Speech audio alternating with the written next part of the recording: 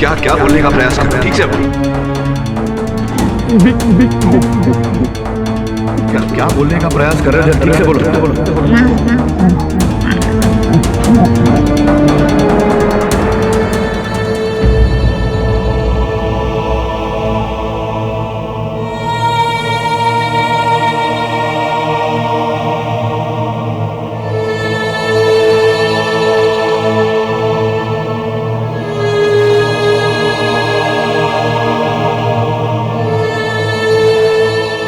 इस केस का एक लौता चश्मदीद गवाह था, लेकिन अब तो ये जो वो बोलने का प्रयास कर रहा था विक विक कुछ और जिस तरह का हाथों से संकेत दे रहा था, मुझे लगा कि इस केस का रहस्य किसी विक्टोरिया से जुड़ा हुआ है।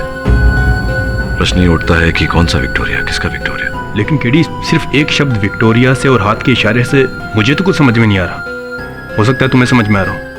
क्या लगता है तुम्हें? इस समय तो नहीं दबे, किंतु मुझे लगता है कि जो वो बोल रहा था और हाथों से जो संकेत दिया है, उससे ही किसी निष्कर्ष तक पहुंचना पड़ेगा।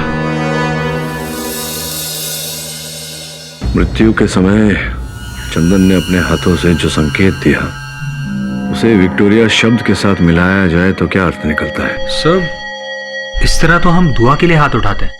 बिल्कुल ठीक कह रहे तुम। बॉस, ऐसे तो कमल भी होता है ना, ऐसा। सर, हो सकता है कि कमल नाम की कोई विक्टोरिया हो। अगर हाथ ऐसे किए हैं तो हो सकता है हमें दिए का संकेत दे रहा हो। दिया? सर, विक्टोरिया दिया मतलब विक्टोरिया का दिया से क्या लेना देना? दिया मतलब लाइट, और लाइट आता है लैंप से।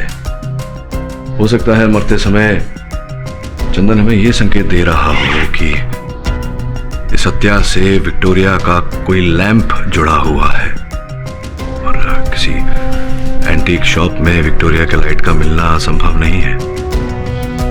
मुझे लगता है एक बार फिर मर्स फर्नीचर वाले के पास जाकर छानबीन करनी पड़ेगी। नीलोफर जी, आपकी दुकान पे, अर्थात आपके पति के एंटीक शॉप में कोई विक्टोरिया की लैंप थी जो बेचने के लिए रखी थी? सर, इसका बारे में तो मर्स को ही पता रहता था। उसका दुकान में क्या कहाँ रहता है, इसका जानकारी हमको नहीं था। निश्चित, तुम तो दुकान में मर्स साहब की सहायता करते थे, तुम्हें तो पता होना चाहिए। था वहां कोई लैंप? साहब, मैंने ऐसा कोई लैंप नहीं देखा। देखो निश्चित, झूठ मत बोलो मुझसे,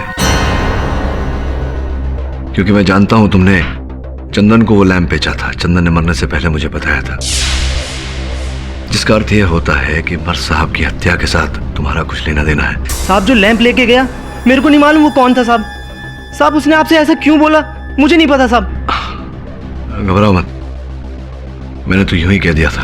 तो तुम्हारे कहने से यह साबित हो गया कि उस दुकान में लैंप था, तो फिर झूठ क्यों बोला तुमने? साहब, मैडम ने आपको कुछ भी बताने के लिए मना किया था। ये दिखा झूठ बोल रहा है सर। तेरा हड्डी पसली तोड़ देगा हम। शांत, बैठिए सर, बैठिए, आप बैठिए। नहीं सर, ये झूठ बोल रहा है। बताओ उस लैंप के बारे में। साहब, हमारी दुकान पर 2 विक्टोरिया के लैंप थे। एक लैंप खराब हो गया और दूसरा लैंप 10 दिन पहले एक आदमी खरीद कर घर ले गया। कौन आदमी? साहब, वो आदमी कौन था, कहां से आया था, ये तो नहीं मालूम। इंटरेस्टिंग। क्या बात, आप तो एकदम सॉलिड जांच रहे हो आज। नहीं बस, अपुन का मतलब है कि आपने अपुन लोगों को अचानक से बुलाया, कुछ इम्पोर्टेंट? 48 घंटों में तुम दोनों को ये पता लगाना है कि मुंबई में ऐसे कितने विक्टोरिया हैं जो सड़क पर चलने लायक है। पता चल जाएगा सर। साथ साथ ये भी पता लगाना कि पिछले 1 सप्ताह में किस विक्टोरिया का लैंप बदला गया। अरे नक्को रे बॉस, टेंशन वेंशन नक्को। अपुन है ना बॉस, अपुन ना विक्टोरिया वाले को 2 चमाट मारेगा, देखना। गिटर पिटर सब बोलेगा अपुन को 1 हफ्ते का हिस्ट्री लिख के देगा। श्रमन, यही तो नहीं करना है। क्यों? जो भी करना है सावधानी से करना है। विक्टोरिया चालक के उसके मालिक को पता नहीं चलना चाहिए कि हम उसके विक्टोरिया को ढूंढ रहे हैं।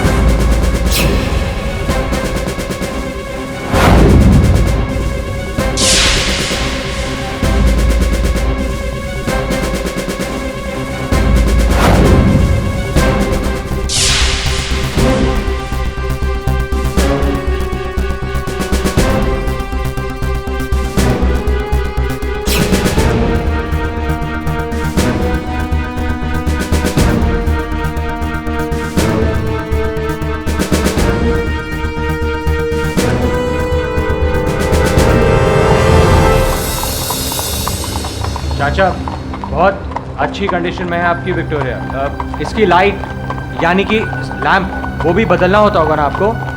अरे भैयो, विक्टोरिया की लालटेन ही तो विक्टोरिया की शान होती है। हाँ, इसलिए हम साल 2 साल में नई चकाचक लालटेन जो है लगवा दे। हाँ भैयो। अरे वाह भाई साहब, इससे पहले आपने लैंटर्न का बदली, काफी नई लग रही है। अरे भैयो, यही कोई हफ्ते 2 हफ्ते पहले लगवाई है भैयो। क्या बात कर रहे हैं? इतनी पुरानी विक्टोरिया की लैंटर्न मिल जाती है आपको? इतनी आसानी से नहीं मिलती है भैयो। वो एक दुकान है, वो क्या नाम है, हाँ, मर्ज फर्नीचर वाला एंटीक्यू शॉप। वहीं पे विक्टोरिया के सारे सामान मिल जाते हैं और वहीं पे ही मैंने बनवाई है। हाँ,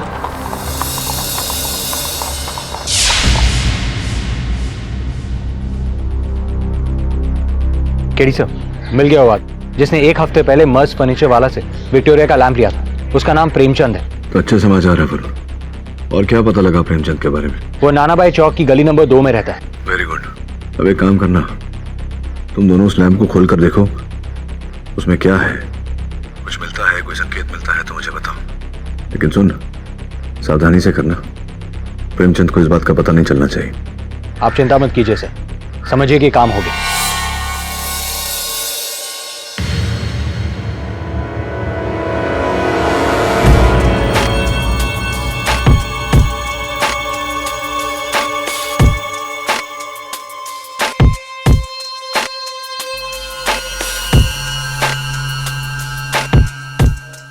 अबे चचा बतौले कैसे है भाई? अरे पहचाना हम उनको? अरे अपुन ने तेरे को फोन किया था ना, वो जय कि अपुन के दोस्त को तेरा इंटरव्यू लेने गए। हाँ भैयो, फोन तो किया था, लेकिन फोन पे तो आपने अपना नाम वीरू बताया था। वो क्या ना, बचपन में अपुन के बाप ने वो लोले पिक्चर देखा, तो उसमें क्या था ना कि बाप ने 2 हीरो देखा, एक का नाम जय, एक का नाम वीरू। तो उसने कहा दोनों बच्चों का नाम जय वीरू रखेगा, तो बच्चा हुआ एक, तो उसने सोचा अपुन का नाम जय और वीरू दोनों रख डाला। हाँ, और जय वीरू रख दिया। तब तो आपके पिताजी मतलब ऐसा करते होंगे। हाँ ही भी करता है चमाइला। बड़े फिल्मी पिताजी हैं आपके। अरे वो सब छोड़ना, ये बोले तो भाई साहब, अरे अपुन के दोस्त से मिला रॉकी। अपुन ने बोला था ना, अरे सॉलिड खबरी है, बहुत सॉलिड फोटोग्राफर है। टिक टिक यो मैन, हम पहले तुम्हारा विक्टोरिया के साथ फोटो खींचेगा, उसके बाद हम तुम्हारा इंटरव्यू लेगा। ओके, चलो जल्दी से पोज करो।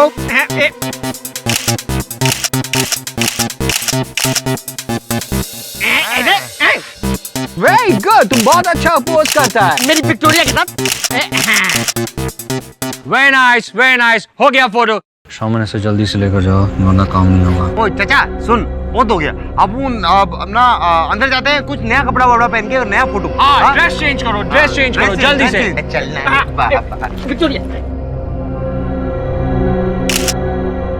अरे चचा पटौले हैं, जल्दी चेंज कर सकते। अरे रुक एक मिनट, तो अरे तुम इधर बैठो। अच्छा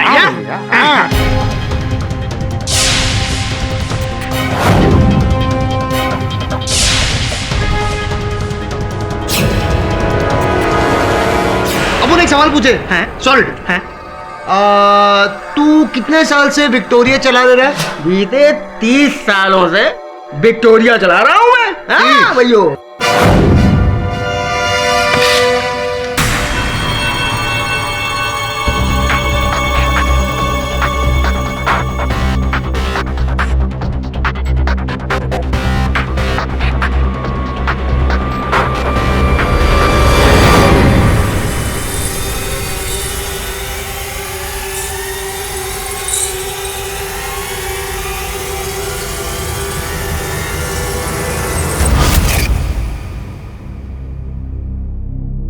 ये चाबी किसकी है?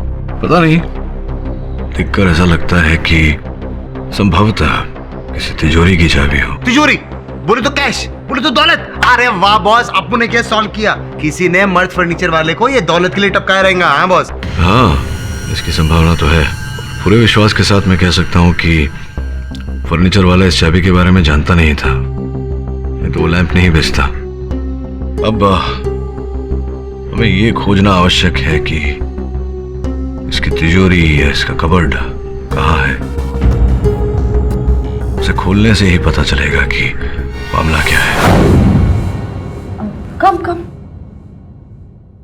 नीलूफर जी, माफ़ कीजिएगा, मैंने आपको यहाँ बुलाया। मैं जानता हूँ कि आप मर्जी का घर छोड़ चुकी हैं, लेकिन इस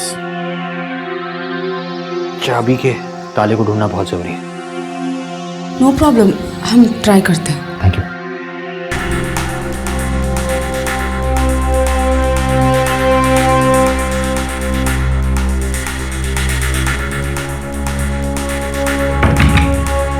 ये तो खुलता नहीं है। उसमें देखिए।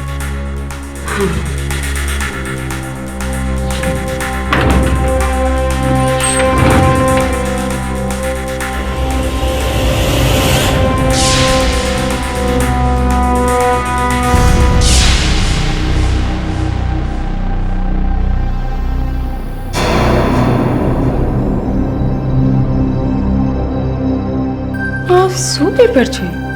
दिखाई।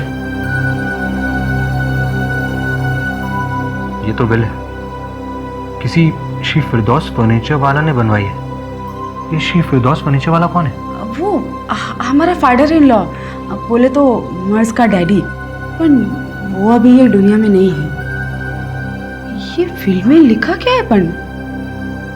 सभी बातों का एक ही कंक्लूजन है। श्री फिरदौस चाहते थे कि उनकी मृत्यु के बाद उनकी तमाम जायदाद उनके बेटे मर्स फर्नीचर वाला की हो जाए। हाँ શું છે? ये बड्डू कंफ्यूजन છે। अभी सर आप ही हमको बोलो, फादर का डेथ होता है तो सारा प्रॉपर्टी बेटा को ही मिलता है ना, और उसका वाइफ जिंदा हो तो उसका वाइफ को मिलता है, पर हमारा तो मदर इन लॉ भी नहीं है और मर्स का कोई सिस्टर कोई ब्रदर भी नहीं है, तो फिर ये विल बनाने को काय को मांगता था? ये बात मुझे भी समझ में नहीं आ रही। फिरदौस जी के लॉयर कौन थे? हाँ, वो हमारा फादर इन लॉ का बेस्ट फ्रेंड था, मिस्टर सुनील, वही उनका लॉयर भी था। मिस्टर सुनील? जी हाँ, मैं फिरदौस का पारिवारिक वकील ही नहीं, बल्कि हम बहुत ही अच्छे दोस्त भी थे। फिर तो आप अवश्य जानते होंगे कि फिरदौस साहब ने ये वसीयत किसके लिए बनवाई थी। जी ज्यादा तो नहीं, लेकिन उन्होंने मुझे इतना जरूर बताया था कि कोई उनकी जायदाद हत्याना चाहता है, और यही कारण था कि उन्होंने बहुत ही जल्दी में ये विल बनवाई थी। आपने जानने का प्रयास किया कि जायदाद कौन हत्याना चाहता था? जी मैंने पूछा था, लेकिन उन्होंने जवाब नहीं दिया। कोई और बात याद आती है जो मर्स के पिता ने आपसे कही हो? जी नहीं, विल बनाने के कुछ ही दिनों बाद में फिरदौस कोमा में चले गए थे, और उसके कुछ ही दिनों बाद में दुर्भाग्य से फिरदौस की मौत हो गई। लेकिन उन्होंने मुझे इतना जरूर बताया था कि उनकी जान को खतरा है। किससे खतरा था उनकी जान को? जी मैंने पूछा था, लेकिन उन्होंने मुझे इस बात का भी जवाब नहीं दिया था। लेकिन मेरा शक उनके x business partner mister Kailash Shinde पर जाता था, क्योंकि कैलाश और फिरदौस में अक्सर झगड़े हुआ करते थे, उनकी आपस में बिल्कुल नहीं जमती थी। योर ऑनर, श्री कैलाश शिंदे ये मर्स फर्नीचर वाला के स्वर्गवासी पिता फिरदौस फर्नीचर वाला के व्यवसाय में उस समय भागीदार थे और ऑनर साझेदारी थी दोनों की। मैं सत्य कह रहा हूँ? हाँ जी, फर्नीचर वाला एंटीक शॉप का पहले नाम फर्नीचर वाला एंड शिंदे एंटीक शॉप था। हम दोनों ने मिलकर ये दुकान शुरू की थी। फिर वर्षों पुरानी मित्रता में, व्यवसाय में, साझेदारी में ये फूट कैसे पड़ गई? क्या बताया वकील साहब, फिरदौस फर्नीचर वाला की नीयत खराब हो गई और त्याने मला काढून टाकलो। उसने हमारी पार्टनरशिप तोड़ दी।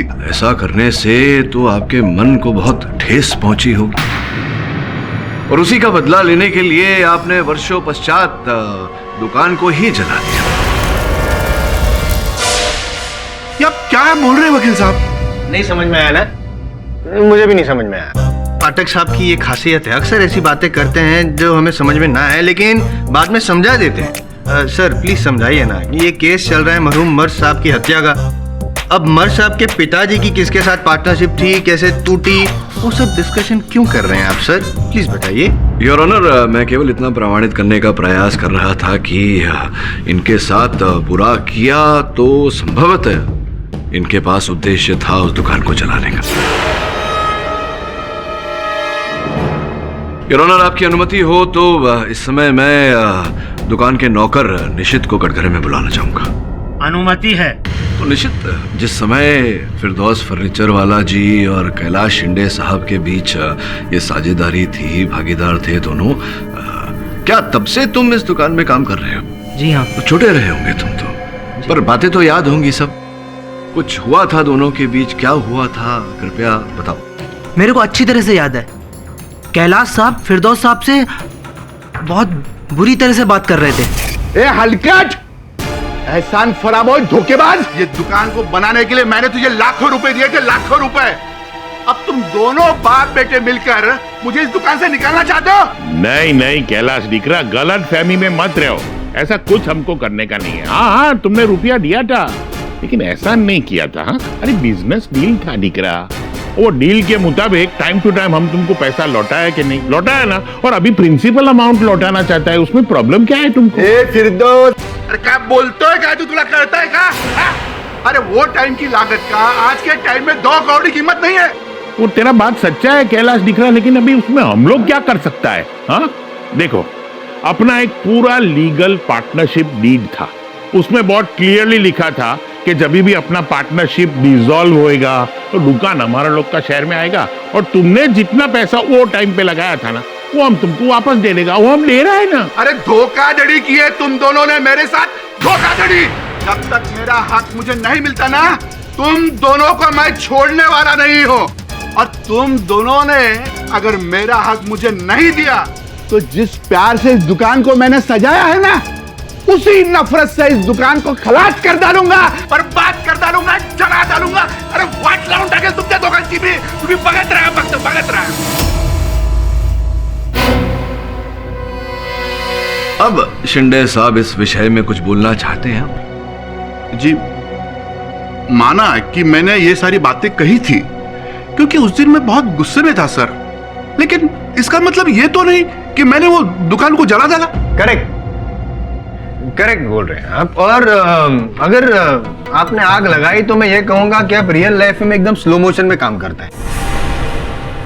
2009 में धमकी देते हैं, 2014 में जाके आग लगाते हैं। Can you explain this sir please? Of course Jaiswal साहब, स्लो मोशन में आपका दिमाग काम करता है, क्योंकि क्या है, जब तक पूरी जानकारी ना हो तब तक किसी निर्णय पर पहुंचना ये अनुचित होता है। हुआ ये था योर ऑनर कि 2009 में धमकी देने के पश्चात शिंदे साहब ने फिरदौस जी और मर्ज जी पर वो दुकान हत्या लेने का दावा किया और न्यायालय में केस दर्ज किया।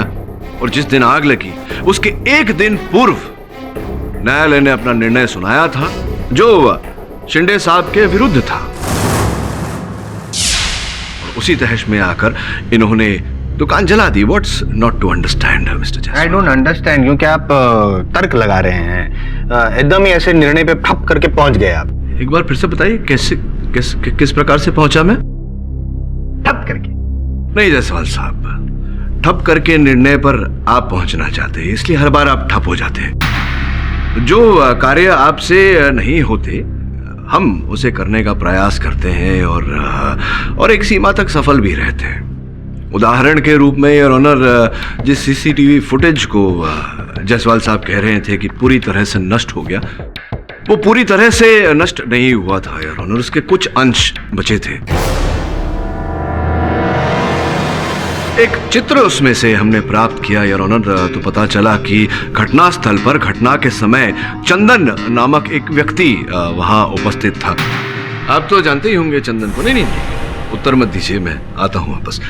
योर ऑनर, चंदन के दूरभाष यंत्र की सूची और हमारे शिंदे साहब के दूरभाष यंत्र की सूची आपकी मेज पर रखी हुई है। घटना के 2 घंटे पहले लगातार शिंदे साहब ने चंदन को फोन किया था। अब शिंदे साहब ये बताइए कि आप जैसा इतना बड़ा व्यापारी एक गुंडे को फोन क्यों कर रहा था? क्या काम पड़ गया था आपको? और विशेष रूप से उस समय, जिसके कुछ समय बाद ही उस दुकान में आग लगी और जिस व्यक्ति को आप फोन कर रहे थे वो घटनास्थल पर देखा भी गया। हाँ जी, मैं चंदन को फोन जरूर करता था, लेकिन सिर्फ दुकान की खबर जानने के लिए, क्योंकि मुझे पता चला था कि फिरदौस फर्नीचर वाला उसकी दुकान किसी और को बेचने वाला है। साहब, अगर वो दुकान किसी और को बेच देता तो फिर मुझे क्या मिलता? मुझे तो कुछ नहीं मिलता ना। सिंपल सी बात है, अगर कोई किसी से लंबी लंबी बातें करता है तो करता है, मैं भी करता हूँ, तो गुनहगार तो नहीं हो गया ना। फोन पे बात करना तो अपराध नहीं है। हो गया? हाँ। बताइए अब चक्कर क्या है? सच बात तो यह है जज साहब, ये जो आग लगी है, ये आग तो बहुत पहले लग चुकी थी, बस दुकान अब जली है। देखिए, ऐसा प्रतीत हुआ कि आप कोई शेर पढ़ रहे हैं। सरल शब्दों में समझाइए क्या हुआ था। आग लगने का कारण कुछ और नहीं है, फर्नीचर वाला के आपसी घरेलू झगड़े हैं। ये बात हमारी पार्टनरशिप टूटने के पहले की है। काय मित्रा, फार काळजीत दिसतोय, बहुत परेशानी में लग रहा है। समझ में नहीं आता क्या करेगा, बहुत कंफ्यूजन है। दिल एक बात बोलता है, दिमाग दूसरा बात बोलता है। अरे बोलना यार, दोस्त को नहीं बोलेगा तो और किसको बोलेगा? ये हमारा डॉटर इन लॉ है ना, नीलूफर, ये अच्छा लड़की नहीं है। क्या मतलब? मेरा डिकरा मर्ज के साथ है ना, कोई लव वव नहीं करता है, प्यार नहीं करता है। वो तो मेरा ये पैसा के लिए उसने उसके साथ शादी बनाया। हमको तो चौक्कस खातरी है कि उसका लफड़ा है बाहर किसी के साथ। ये सब जो है, ये तो इतना कॉन्फिडेंस से कैसे बोल सकता है? क्योंकि हमने देखा है डिकरा, हमारा दोनों आंख से देखा है। उसको किसी आदमी का फोन आता है, वो छुप छुप के फोन में बात करती है, और इतना ही नहीं, वो हमारा बेटे को झूठ मूठ समझा के बाहर भी जाती है वो आदमी को मिलने। You bloody scoundrel! इधर जज के सामने कोर्ट रूम में झूठा झूठा बात करता है, शर्म नहीं आता तुमको? अरे खुद दुकान को आग लगाया और अब हमको फंसाने को मांगता है तुम? झूठ मत बोल, नहीं चाहती। अरे सारा बोलना तुम्हारे। Silence in the court please. चल बैठ नीचे। You shut up! Order order, आप बैठ जाइए, वरना आप पर कंटेम्प्ट ऑफ कोर्ट का मुकदमा चलाया जाएगा। मैं झूठ नहीं बोल रहा हूँ जज साहब, मैंने खुद अपने आंखों से इस औरत को कई बार होटल जाते हुए देखा है, गैर आदमी से मिलने के लिए। जैसा हो ना हो, इसके यार ने ही मर्जी का खून किया है। नहीं, अपना जबान पे लगाम देना मांगता है। ऑर्डर ऑर्डर, आपको जो भी कहना है कटघरे में आकर कहिए। ये झूठ है जज साहब, हम हमारा शौहर को कभी नहीं मार सकता था। हमको फंसाया जा रहा है जज साहब। हाँ, आपको फंसाया जा रहा है आपके इतिहास के आधार पर नीलूफर जी। सुना है कि मर्ज से ब्याह करने से पूर्व आपने 2 बार विवाह किया था।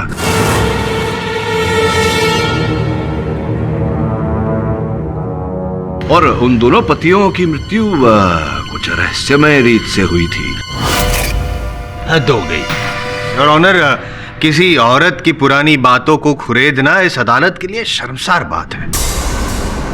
योर ऑनर, अदालत के लिए शर्मसार बात तो तब होगी जब एक निर्दोष को दोषी मानकर उसे दंडित किया जाएगा।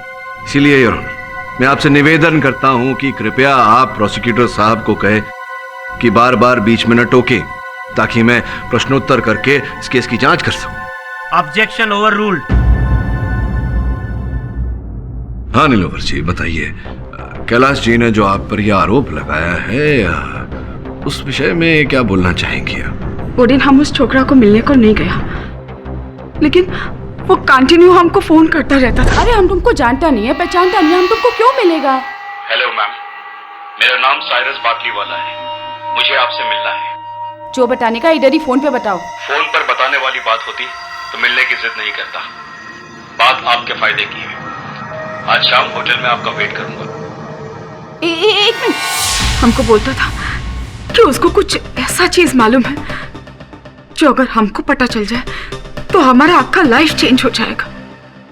और एक दिन तो उसने हद ही कर दिया, वो हमका ढूंढता ढूंढता हमारा शौहर का दुकान पे पहुंच गया। वो वहां पे हमारा मैनेजर रमानी को मिला और उसको बोला कि अपना मैडम को चुपके से बोलना कि कल शाम को 6 बजे गोपाल होटल में हमको आके मिले। और आप गई थी वहां? रमानी ने हमको मैसेज दिया तो सुनकर हम बहुत डर गया जज साहब। इसके लिए हम उसको मिलने को गया। आप जब वहाँ गई तो कौन मिला, कौन था वो व्यक्ति? वकील साहब, वहाँ पे वो हमको मिला ही नहीं। क्यों ऐसा? बाद में उसने हमको फोन करके बोला कि वो कैलाश हमारे पीछे पीछे आया था, इसका वास्ते वो सामने ही नहीं आया। फिर उसके बाद कभी भी नहीं मिल पाया। जब भी हम उसको मिलने को गया, उसने हमेशा हमको बाद में फोन करके यही बोला कि तुम्हारा फादर इन लॉ तुम्हारे पीछे आया था, कैलाश तुम्हारे पीछे आया था। जज साहब, सच तो ये है कि वो साइरस बाटली वाला को हमारा कभी मुलाकात नहीं हुआ। योर ऑनर, इस समय पर मैं श्री सचिन रमानी जी को कटघरे में बुलाने की अनुमति चाहूंगा। अनुमति है। सचिन जी, नीलोफर जी किसी साइरस बाटली वाला की बात कर रही थी जो आपसे आकर मिले थे, तो क्या क्या हुआ था, क्या कहा था, कुछ ऐसे विस्तार में बताइए जरा। जखन दो साईं, वो चढ़िया मेरे को बोला कि अपनी मैडम को बोलना कि शाम को 6 बजे होटल गोपाल में आके मुझे मिले। फिर क्या किया आपने? अरे बाबा, हूँ छा करूँ दोस्त, जो बात उसने मेरे को बोली मैंने जाके मैडम को बोल दी। हाँ, लेकिन ये बात मैडम को छोड़ के मैंने किसी को नहीं बताई। अलाई केड़ो मामलो थी साईं। घंटी बजी। ये अदालत इस केस की अगली सुनवाई तक के लिए मुलतवी की जाती है। The court is adjourn for the day. Varun, एक छोटा सा काम है तेरे लिए। अगर तूने ये काम सही रूप से कर लिया तो समझ ले कि मर्स फर्नीचर वाले का केस सुलझ गया।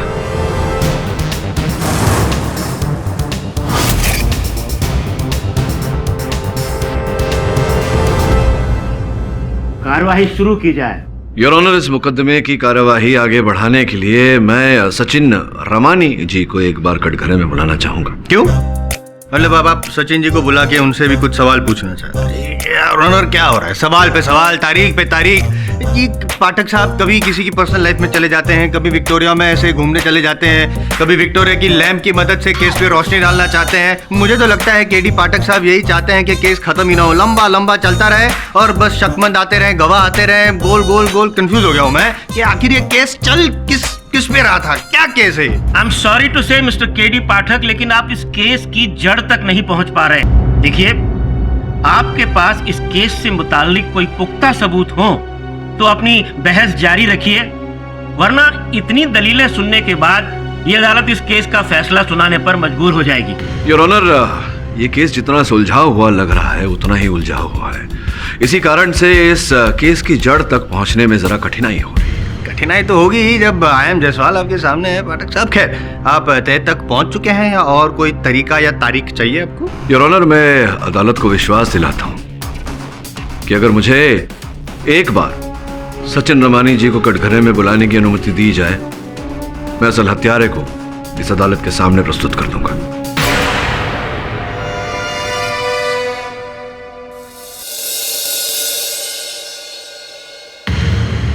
इजाजत है? हाँ, तो सचिन केसवानी नहीं, सचिन रमानी। रमानी क्या दोनों, मतलब केसवानी रमानी दोनों सिंधी है?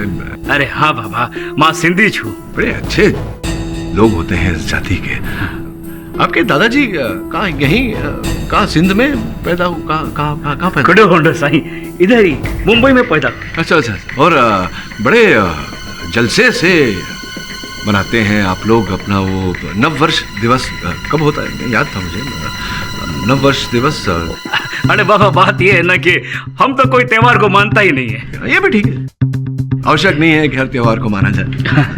और लेकिन जो औरतें उपवास रखती जिस दिन अपने पति के लंबी आयु के लिए, वो तो आप तो शादीशुदा हैं या नहीं? शादी नहीं हुई आपकी? शादी नहीं हुई तो वो जानते तो होंगे उस दिवस को क्या कहते हैं? कड़वा चौथ साईं, कड़वा चौथ। Common sense. इसमें कोई रॉकेट साइंस तो है नहीं ना, वही होता है करवा चौथ। योर ऑनर, ये कोई कल्चरल प्रोग्राम नहीं चल रहा है। पाठक साहब ये पूछ रहे करवा चौथ कब होता है, न्यू ईयर कब होता है। प्लीज कोई समझाए हमारे सीनियर को कि यहाँ पे एक मर्डर केस चल रहा है, आत्माराम जी पे इल्जाम लगा हुआ है, तो आप प्लीज मुद्दे पे आइए, अपने मोक्किल को बचाइए। योर ऑनर, मैं विश्वास दिलाता हूँ अदालत को कि मुझे अगर क्षण और दिए जाए तो मैं मुद्दे पे आ ही रहा था। इजाजत है? सन्नी जी आपका कैसा आईडी कार्ड, आधार कार्ड? अरे बाबा है ना, क्यों नहीं? Licence, driving licence? हाँ। ये देखो साईं, सचिन रामानी। आप ये क्या करना क्या चाहते हैं आप? सचिन रमानी साईं भी सब सुठो बाहर ठीक है ना? हाँ जी यार ठीक है। अरे कदे तो 10 रुपया खर्च के हो। अपने प्रश्न का उत्तर नहीं दे रहे।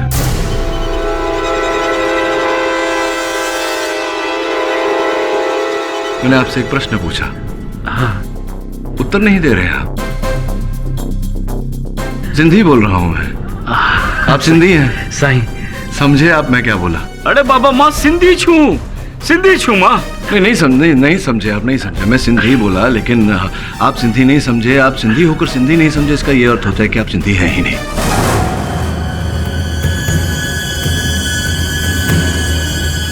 अरे क्या फर्क पड़ता है भाई, ये सिंधी है या हिंदी है या मारवाड़ी है या गुजराती है या नेपाली है, उसे क्या फर्क क्या पड़ता है? नहीं, पहले भी मैंने आपसे कहा था जायसवाल साहब कि आपको तो किसी बात का कोई फर्क नहीं पड़ता, लेकिन हम सबको पड़ता है क्योंकि एक निर्दोष के प्राण अटके हुए हैं। योर ऑनर, फर्क ये पड़ता है कि एक व्यक्ति जो सिंधी नहीं है वो स्वयं को सिंधी बनाकर जग के सामने प्रस्तुत कर रहा है। इसके पीछे क्या कारण है भाई? अब ये मत कहना कि आप सिंधी हैं, क्योंकि पिछले कथन में आपने कहा था जो कहना चाहिए था आपको छा कंदे, हाँ। लेकिन आपने कहा था छा करंडुस, जो कि गलत सिंधी है। और फिर अलाय कड़ो मामलो थई को आपने कहा था मामलो थी तो गुजराती शब्द होता है। क्योंकि अभी अभी जब आप मुझे आई कार्ड दे रहे थे अपना, आपके बटुए में मैंने ज़रतुश पैगंबर का फोटो देखा, जिसका अर्थ ये होता है कि आप पारसी हैं।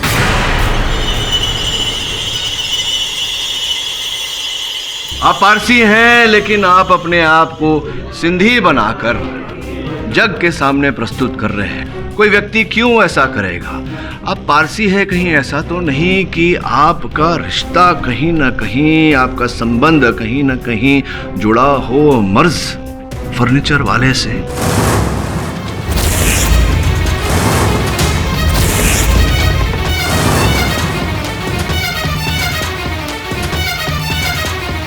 योर ऑनर, मैं अदालत को बताना चाहूंगा कि पिछली सुनवाई में इनका कथन सुनकर सिंधी भाषा के उपयोग में गलतियां पाकर जब इन पर संदेह हुआ मुझे कि ये सिंधी नहीं है कुछ और है, तो ये सिंधी बनने का प्रयास क्यों कर रहे हैं, मैंने अपने सहायकों से कहा कि इनका पीछा करें। मेरे सहायकों ने इन्हें एक पारसी अग्यारी में जाते हुए देखा योर ऑनर। वहां की स्थिर चित्र आपकी मेज पर रखे हुए हैं, और फिर जब हमने पूछताछ की तो ये पाया कि ये सिंधी भाई साहब का नाम साइरस बाटली वाला है।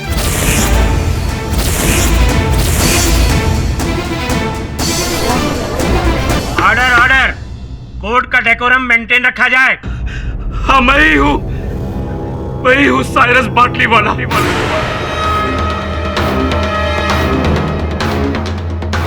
मर्ज का सौतेला भाई, फिरदौस फर्नीचर वाले का नाजायज बेटा।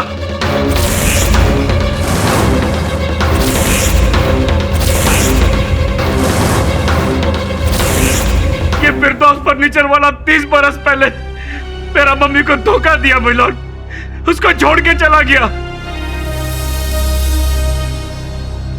हक्का जिंदगी मेरे को यही नहीं मालूम कि मेरा पापा कौन था। पहले और 4 बरस पहले मेरी मम्मी ने मुझे बताया कि फिरदौस फर्नीचर वाला मेरा फादर है, और मेरी मम्मी की डेथ हो गई। उसका धोखाबाजी में बर्दाश्त नहीं कर सका मिलोन, और इधर मुंबई चला आया उससे अपना हक मांगने। मिस्टर फर्नीचर वाला, मैं यहाँ इस वास्ते नहीं आया कि तुम मुझे बेटा बोल के गले से लगाओ। मैं इधर अपना हक मांगने आया, अपना और अपनी मम्मी का हक। ये कौन छे तू? અને કયા મોને તું આ બધું મને પૂછી રહ્યો છે? અરે તેરે को मालूम नहीं है क्या तेरी और तेरी उस मम्मी के लिए मैंने कितना किया है एटलू बस नहीं बस नहीं। मैं दर दर की ठोकरें खाऊं और मर्द यहाँ आपकी प्रॉपर्टी पे ऐश करे, ऐसा नहीं चलेगा। मैं भी आपका बेटा हूँ, आपका खून हूँ। हाँ देखो, इस प्रॉपर्टी में मेरा बराबर हिस्सा होना चाहिए। समझ गया, ये तू नहीं, ये तेरी माँ का गंदा खून तेरी जबान से बोल रहा है। लेकिन कान खोल के सुन ले, मेरी प्रॉपर्टी में से एक कानी कौड़ी भी तेरे को नहीं दूंगा।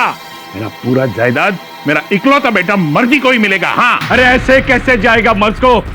तुम भी सुन लो, तुम ना जानते नहीं हो मेरे को। मैं इधर पे आऊंगा, बार बार आऊंगा, मैं अपना हिस्सा मैं लेके रहूंगा। उस दिन तो हम वापस आ गया, लेकिन हमने डिसाइड कर लिया था मिलॉर्ड कि उस फिरदौस फर्नीचर वाले का हम पीछा नहीं छोड़ेगा। नालायक, तू फिर से आ गया इधर? आ गया और बार बार आऊंगा। जब तक के मेरे को मेरा हिस्सा नहीं मिलेगा मैं इधर आता रहूंगा। मालूम था मेरे को कि तू ऐसे ही मुझे बार बार तंग करेगा, इसीलिए मैंने एक फुल प्रूफ विल बनाया है। मेरे मरने के बाद मेरा जायदाद, मेरा पैसा, सब कुछ मेरा इकलौता बेटा मर्ज को मिलेगा। अरे मैं ऐसा होने ही नहीं दूंगा। तेरा उस विल को ना मैं जला के राख कर दूंगा। अरे मिलेगा तो जला के राख करेगा ना। मैंने उसे ऐसी जगह छुपाया है कि तू क्या, तेरे फरिश्ते भी ढूंढ नहीं पाएंगे। कहाँ छुपाया विल को? नहीं बताऊंगा। किधर छुपाया? नालायक, हाथ छोड़। फर्नीचर वाला किधर छुपाया? नहीं बताऊंगा, नहीं बताऊंगा, नहीं बताऊंगा।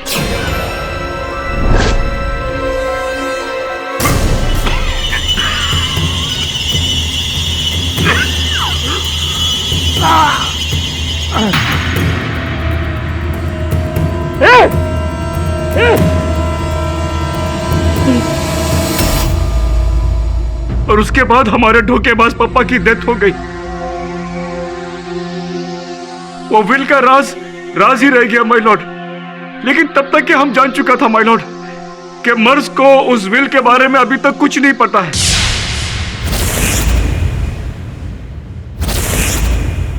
ये तो विल है। तो हमने सोचा कि इससे पहले कि वो विल मर्ज के हाथ पे लगे, हम उस विल को ही जला देगा।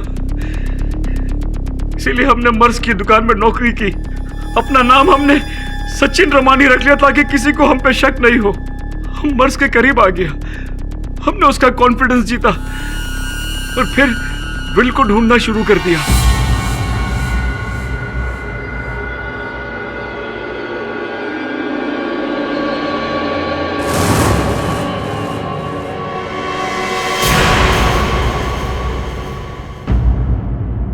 तो जा अपना काम कर जा। ठीक है साहब। अरे निशिंद, अरे यार इधर आ। अरे बाबा इधर आ। ये रख ले। अरे प्यार से दे रहा हूं, रख। अरे यार एक बात तो बता, ये तूने मर्ज के फादर को कभी दुकान में कुछ छुपाते हुए देखा क्या? कभी ऐसा? हाँ, एक बार वो विक्टोरिया के लैब में कुछ छुपा रहे थे। अरे बाबा क्या छुपा रहा था? मेरे को लगा कि बुड्ढे ने पैसा छुपाया होगा। हाँ। लेकिन जब बाद में लैंप का कवर खोल के देखा, हाँ, तो उसमें कुछ भी नहीं था। एक चाबी थी। मूड खराब हो गया उनका। चाबी? हमको बहुत बड़ा सदमा लग गया कि हमारा यहाँ आने का मकसद बिल्कुल खत्म हो गया है, फिनिश। लेकिन फिर उस दिन आत्माराम दुकान पर आया। तेरवा शपथ साहेब, ये विक्टोरिया मेरा नहीं, मैं किसी का नहीं होने देगा। कोई फर्क नहीं पड़ता। याद है पैसा उठाते वक्त तुमने तीनों विक्टोरिया गिरवे रखा था, उसका स्टैंप एग्रीमेंट मेरे पास है। अब ये तीनों विक्टोरिया मेरा हो गया। चल अब जा इधर से। मर्ज साहेब याद रखना, अगर ये विक्टोरिया मेरा नहीं तो और किसी का नहीं हो सकता। मेरा ये तीनों विक्टोरिया के साथ साथ मैं आपका ये दुकान जला देगा, सब कुछ जला के राख कर देगा। याद रखना साहेब।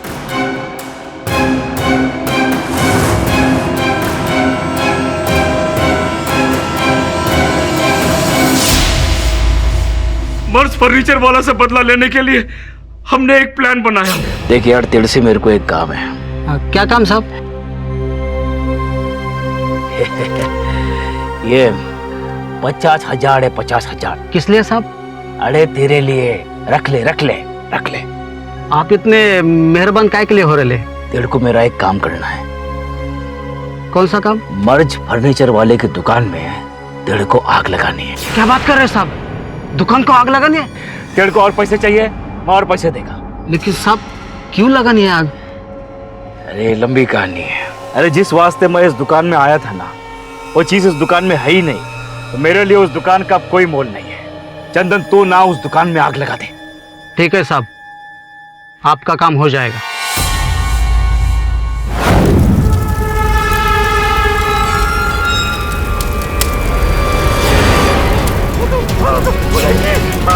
बचाओ बचाओ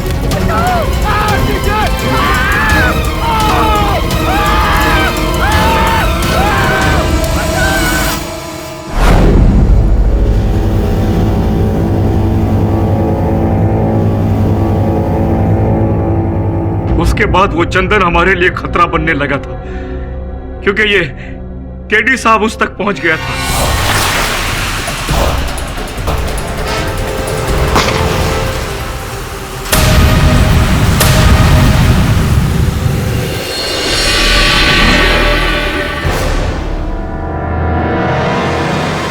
साइरस भाई, आपके इस बात की हम कदर करते हैं, लेकिन जो तरीका आपने अपनाया वो अवैध था, गैर कानूनी।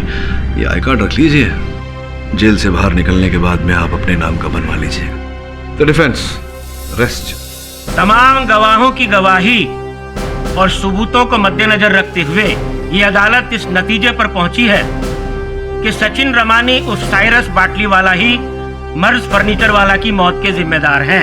लिहाजा ये अदालत दफा 302 ताजिराते हिंद सचिन रमानी को उम्र कैद की सजा सुनाती है और आत्माराम को इस केस से बाइज्जत बरी किया जाता है।